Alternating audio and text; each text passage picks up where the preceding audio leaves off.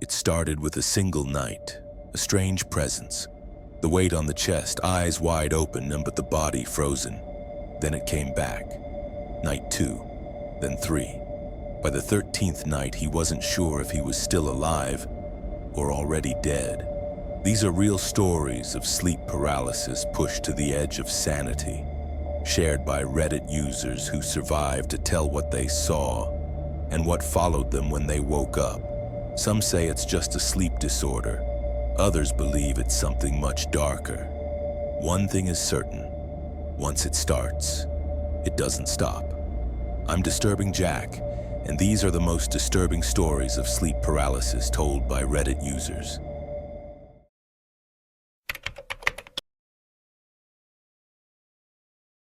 I didn't even believe in sleep paralysis before this. I thought it was some overblown sleep disorder, something exaggerated by horror subs on Reddit. But after what happened to me over 13 nights, I don't care what science says. Something was in my room, and it was getting closer. It started on a Monday, just like any normal week. I had just gotten home from a trip, exhausted, sleep-deprived, and emotionally drained. I remember passing out with the TV still on. Around 3 a.m., I woke up and immediately knew something was off. I couldn't move. My eyes were open, my brain was screaming, but my body was paralyzed. My limbs felt like they were submerged in concrete. My chest felt like a cinder block was resting on it. And in the far corner of my room, something was standing there, not moving, not breathing, just watching. Night 1, I dismissed it as a vivid dream, a hallucination. But the second night, it happened again. Same time, same position, same figure. Only this time, it was a step closer. By the third night, I was terrified to fall asleep. I downed caffeine, blasted music, paced the room like a lunatic just to avoid closing my eyes. But I eventually passed out. At 3:07 a.m., I woke up, locked inside my own body. The figure was halfway to my bed. It wasn't walking, it wasn't floating, it just was in a way I can't explain, closer each time. Night 4, I tried sleeping at my friend's place. No luck. I had a panic attack around 2:45 a.m. and forced myself to stay awake. I nearly succeeded. But when I finally dozed off near dawn, it happened again. This time I felt something cold touch my foot. My friend said I whimpered in my sleep for nearly 10 minutes. Night 5, I installed a camera, full night vision, motion detection, everything. I slept with salt in the corners of my room. Crucifix on the wall. I'm not religious, but desperation changes people. The camera didn't record anything unusual, but I woke up with bloody nail marks on my forearms. I don't bite my nails. My hands were under the blanket. Night 6, I decided to face it. I lay in bed, arms at my sides, eyes wide open when it came. I tried to look at it. The figure didn't have a face. It didn't even have features, but my brain kept trying to assign them. My mother, a teacher from grade school. My own reflection warped. Every few seconds it shifted. It whispered something that night. I couldn't make it out, but the cadence sounded like breathing backwards. Night 7, I didn't sleep. I collapsed the next afternoon, and that's when I realized it didn't matter what time I slept. It wasn't the night that mattered. It was sleep itself. Night 8, I finally caught something on camera. Just a single frame, corrupted and filled with static. But if you freeze it at the exact second, you can see me sitting upright in bed, with my eyes closed. Something next to me, tall, pale, twisted like it was stretched too far. I didn't even remember sitting up. Night 9, I visited a sleep clinic. They ran a basic EEG test, told me it was parasomnia, gave me pills. I didn't take them. I didn't trust anyone. One of the techs looked at me strangely when I left and slipped me a note that just said, "Don't let it speak your name." Night 10. I woke up in a different room, my living room. I had no idea how I got there. My bedroom door was still locked from the inside. The camera footage was gone, just wiped. The file had the right timestamp, but 0 bytes. Night 11. I bled that night. Deep red scratches across my chest like something had been digging. I screamed so loud my downstairs neighbor banged on the wall. I told him it was night terrors. He said, "Is that what it's called when you growl like a fuchsing animal?" I didn't answer. Night 12. My voice stopped working. I'm not kidding. I tried to speak when I woke up and all I could do was croak. It came back hours later, but only after I vomited a black sludge I couldn't explain. No food, no drink, just this tar-like bile. That was the night I saw its face. Or maybe it showed me what it wanted me to see. It looked like my father, dead for 5 years. His jaw was broken, hanging open, and something was slithering out of it. A second face, smiling. Night 13. I begged. I didn't pray, but I'm not religious, but I begged. I said out loud before I fell asleep, "Please, just end it. Take me or leave me, but stop showing up." I don't remember falling asleep, but I woke up outside. My front door was still locked. My keys were in my pocket. I was standing barefoot in the snow, and I wasn't cold. There hasn't been a night terror since, but I haven't tried to sleep without a light on either. Sometimes if I leave the lights off too long, I feel the weight return to my chest and I hear it breathing, and every now and then, I wake up in bed with my eyes closed, sitting up, just smiling.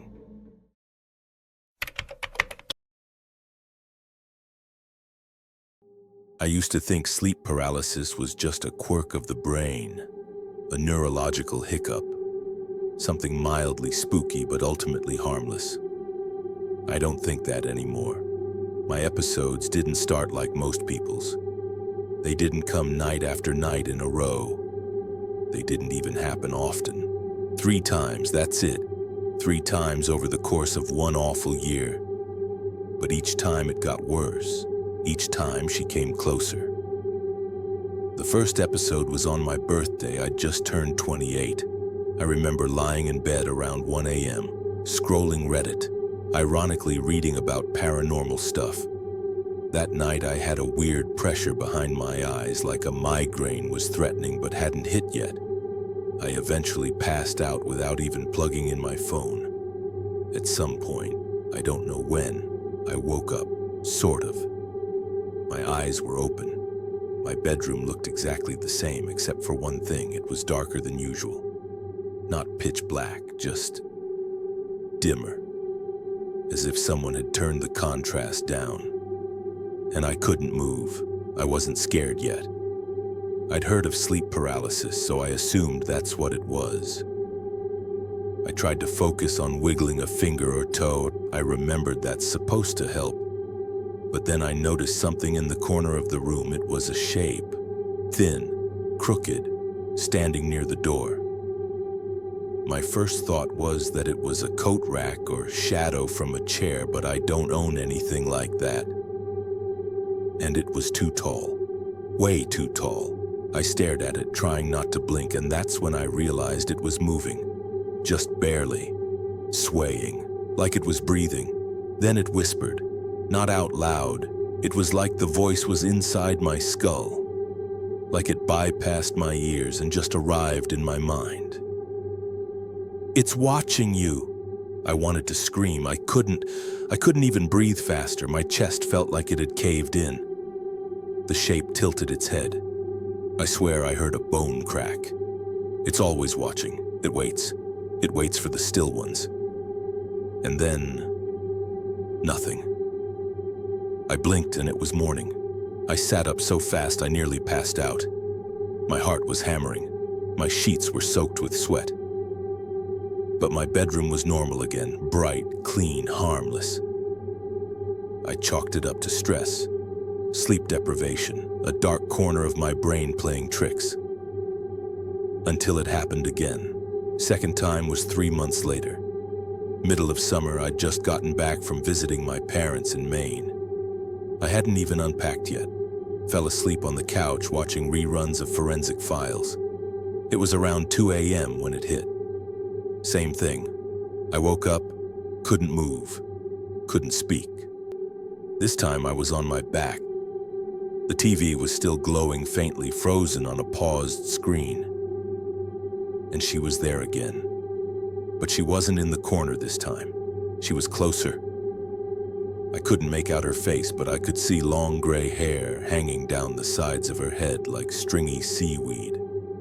Her body was impossibly thin, almost starved looking. And she crouched near my knees, watching me. The voice came back, sharp as broken glass. "You're letting it in." Then she leaned forward. Her hands, bone thin, covered in what looked like dried dirt, touched my legs. I could feel it. That's what broke me. I'd read that sleep paralysis hallucinations weren't supposed to include physical sensations, but I felt her fingers, cold, brittle, sharp. She crawled up a little farther, closer to my chest. Her head turned slowly, like it was straining to stay attached to her neck. "I told you, it would take you." Then everything snapped back, just like that.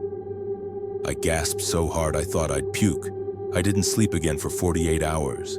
I Googled everything I could. Sleep demons, the old hag phenomenon, night terrors, parasomnias. Every article I found said the same thing. It's your brain misfiring during REM, visual hallucinations, sleep-induced psychosis, blah, blah, blah. None of them explained how she touched me. I didn't tell anyone, not even my sister, and she's the one person I usually go to with weird stuff. Until it happened the third time. This time, I wasn't even asleep. It was October. My company has a mental health day policy, so I'd taken one off. I didn't feel sick, but I felt off, like a battery that wouldn't charge no matter how much I rested. Around 3 p.m., I sat down at my desk to check some emails. I must have nodded off without realizing. Just a few minutes. And she was there. Again, not in a dream, not in the shadows.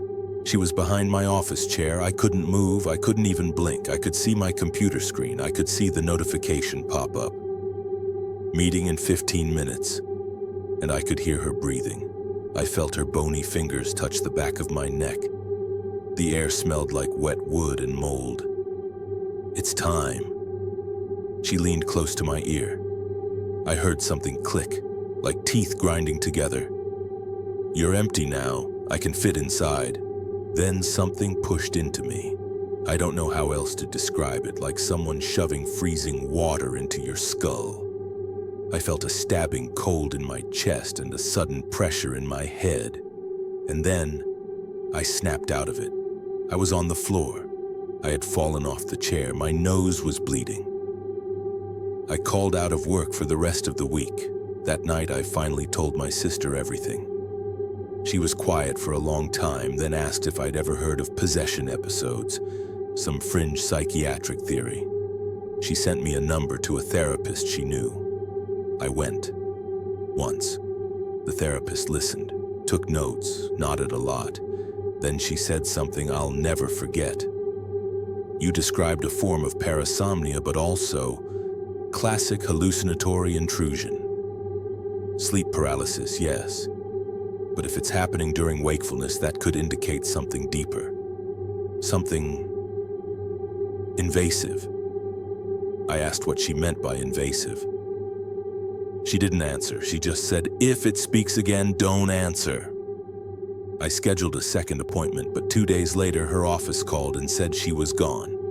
Disappeared. No forwarding info. That was 6 months ago. I haven't had another episode, not yet. But sometimes I feel her near me, not when I sleep, when I'm awake. Sometimes in the shower, I'll hear a whisper in the steam. Sometimes when I blink, I see a blur of gray hair behind me in the mirror. And sometimes, worst of all, I find dirt under my fingernails when I know I haven't been outside. So no, I don't think it was just a dream. I think she meant it. She said it would take me, and I think it still will.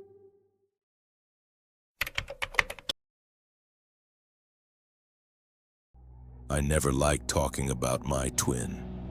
People always find it fascinating.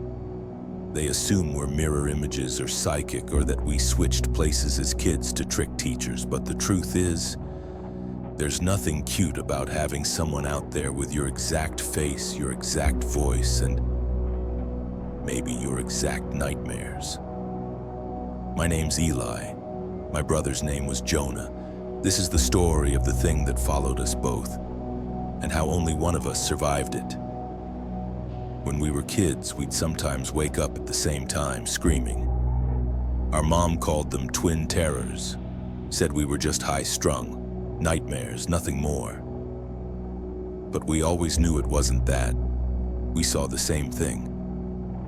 Even at 6 years old, when we couldn't explain it properly, we both described it the same way. Tall, no face, crawling on the ceiling. As we got older, the episodes faded, from weekly to monthly, then once a year. By the time we were in our 20s, we barely spoke about it. Then I turned 27 and everything started again. The first time it came back, I was staying at Jonah's apartment.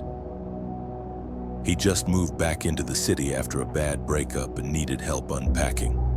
We spent the day hauling boxes, catching up, joking about how old we felt. He didn't sleep much anymore. Said he kept having dreams of something pulling him off the bed. That night I crashed on the couch. Around 3:45 a.m. I opened my eyes. I was frozen, couldn't move a muscle. My body was like stone. At first everything seemed normal. The hallway light was still on. I could hear the low hum of the fridge. Then I noticed it. There was a shape in the hallway, a long shadow, thin, with arms too long, stretching down to the floor. It didn't walk. It moved like it was gliding. It turned and looked at me, no face. Just a surface like fogged up glass. It leaned forward slightly. And then I heard Jonah scream. Not in my head, not in the dream. From the bedroom, a real full-throated, terrified scream. I snapped awake instantly. The paralysis broke like glass. I bolted down the hall. Jonah was sitting up in bed, eyes wide, drenched in sweat. We didn't say anything for a second. Then in a hoarse voice he whispered, "It was in the hallway." We slept with the lights on after that. Second time happened a few weeks later. We weren't together this time. I was home, alone. Jonah and I hadn't talked much since that night. We were both spooked, but also confused. He started recording his sleep, said he wanted to catch it. I told him not to. The paralysis hit me at 4:11 a.m. I was lying on my side, facing the wall. At first, it was like the usual sleep paralysis. Heavy limbs, pressure on the chest, buzzing in the ears. But then I heard something, scratching, on the wall, right next to my head. The sound of long nails, slow and deliberate, and then a whisper. "You're the second one."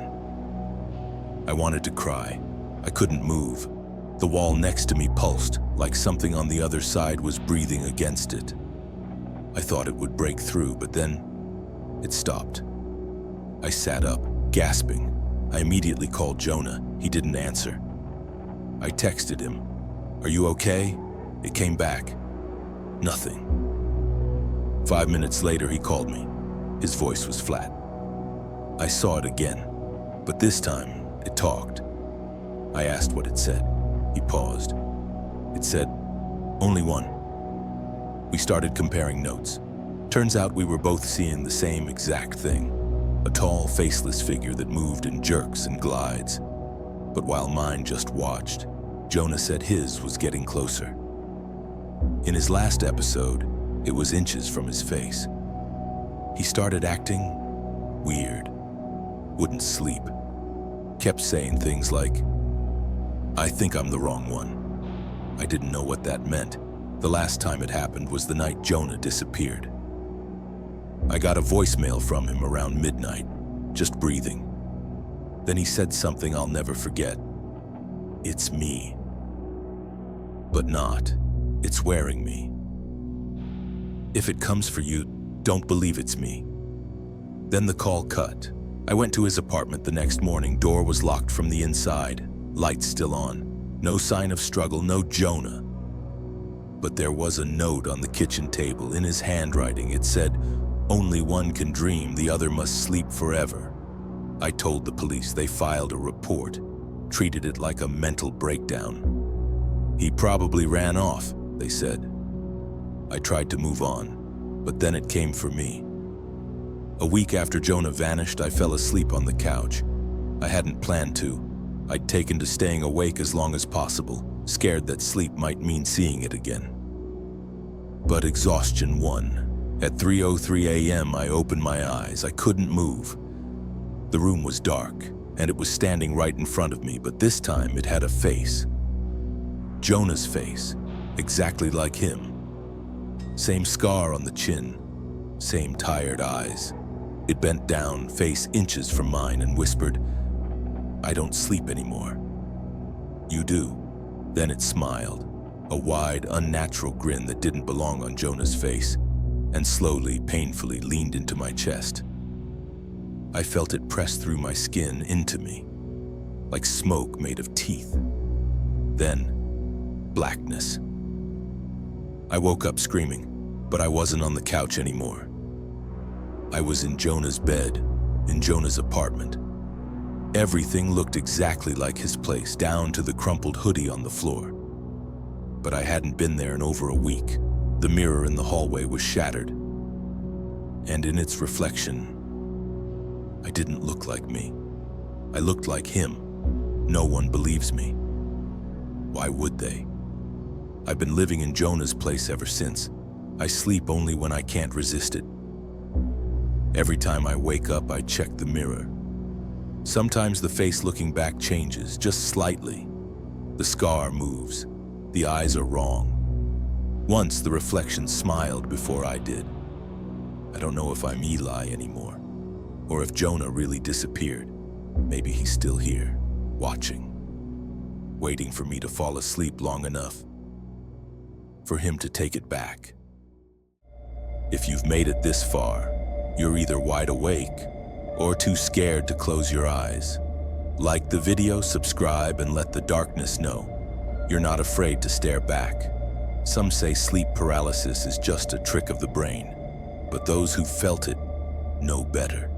Because when your body won't move and your eyes are locked on something watching from the corner, you start to wonder, is it really a dream?